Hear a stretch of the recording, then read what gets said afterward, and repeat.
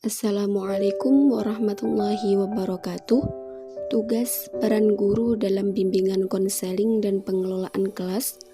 Dosen pembimbing Bapak Nurji SAG MPD, disusun oleh Ulwiyatus Sholihah, Prodi PAI, non-reguler semester 6, Stitaf Lamongan. Yang pertama, pengertian pengelolaan kelas. Apa sih pengelolaan kelas itu?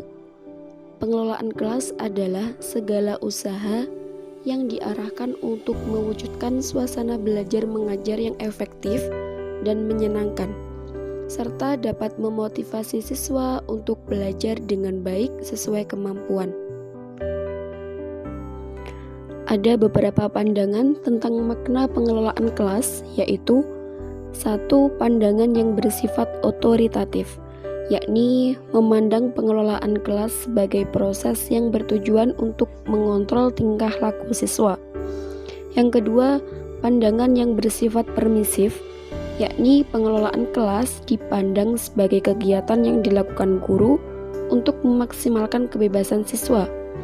Yang ketiga, pandangan yang mengisyaratkan pengelolaan kelas yang dilakukan dengan seperangkat peraturan atau norma. Hal ini untuk mendukung pelaksanaan kegiatan mengajar di kelas. Yang keempat, pandangan yang bersifat psikologi behavioral, yakni proses pengubahan tingkah laku siswa. Yang kelima, pandangan psikologi klinis dan konseling. Hal ini termasuk proses penciptaan iklim sosial emosional yang sehat dan positif. Yang keenam, grup proses. Hal ini didasarkan pada pandangan psikologi sosial dan dinamika kelompok. Selanjutnya, pengelolaan kelas yang efektif. Yang pertama, kegiatan guru di dalam kelas meliputi dua hal pokok. Yang pertama, mengajar dan mengelola kelas. Kegiatan mengajar dimaksudkan secara langsung mengingatkan siswa mencapai tujuan-tujuan seperti menelaah kebutuhan-kebutuhan siswa, menyusun rencana pembelajaran, menyajikan bahan pelajaran kepada siswa, dan lain-lain. Yang kedua, kegiatan mengelola kelas bermaksud menciptakan dan mempertahankan suasana atau kondisi kelas agar kegiatan mengajar itu dapat berlangsung secara efektif dan efisien, memberi ganjaran dengan segera, mengembangkan hubungan yang baik antara guru dan siswa, mengembangkan aturan permainan dalam kegiatan kelompok adalah contoh kegiatan mengelola kelas. Yang ketiga, efektivitas pengelolaan kelas. Efektivitas pengelolaan kelas merupakan upaya pihak guru untuk menata kehidupan kelas dan melakukan serangkaian usaha atau kegiatan yang bertujuan untuk menciptakan, memelihara, dan mengatur kondisi yang optimal, serta memperbaiki jika terjadi gangguan agar proses belajar mengajar berlangsung secara efektif dan efisien. Selanjutnya, menciptakan proses pembelajaran iCare. Yang pertama, ciptakan kelas yang tertib dan nyaman, penuh integritas. Salah satu caranya ialah dengan membuat kesepakatan penting di awal pembelajaran atau awal semester. Yang kedua, ciptakan skenario pembelajaran layanan semenarik mungkin. Sesuaikan dengan berbagai aspek yang dimiliki siswa. Yang ketiga, mulailah proses pemberian layanan dengan pertanyaan provokasi atau gunakan metode inquiry dalam proses pemberian layanan yang dapat memunculkan perasaan tertantang pada diri siswa.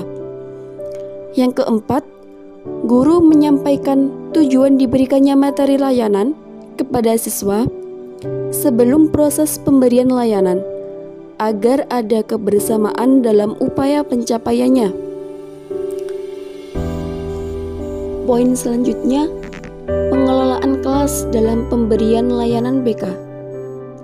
Konseling adalah proses pemberian yang dilakukan melalui wawancara konseling oleh seorang ahli kepada individu yang sedang mengalami suatu masalah yang bermuara pada teratasinya masalah yang dihadapi oleh klien. Suatu program pelayanan bimbingan dan konseling tidak akan terlaksana, terselenggara, dan tercapai bila tidak memiliki suatu sistem pengelolaan atau manajemen yang bermutu, dalam arti dilakukan secara jelas, sistematis, dan terarah. Yang terakhir, pentingnya komunikasi dalam mengelola kelas.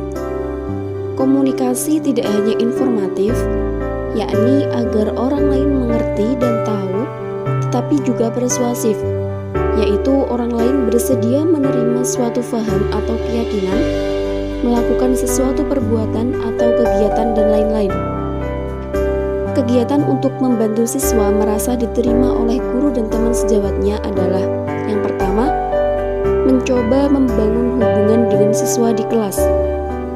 Hal ini bisa dilakukan dengan cara berdiskusi secara informal dengan siswa tentang topik yang menarik selama dan sesudah membahas materi layanan tersebut.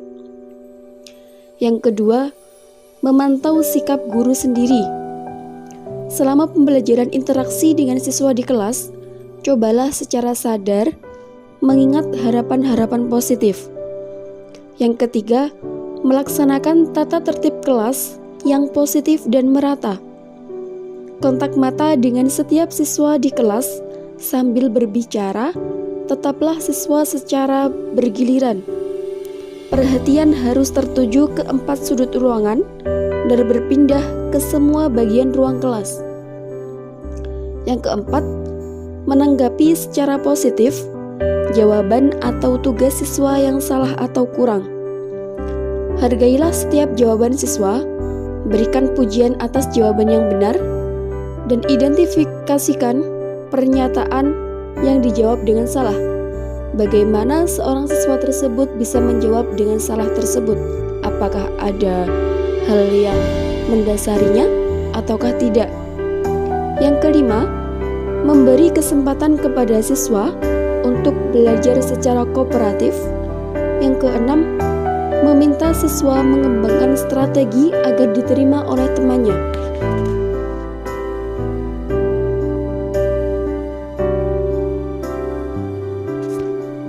Demikian presentasi dari saya, semoga bermanfaat.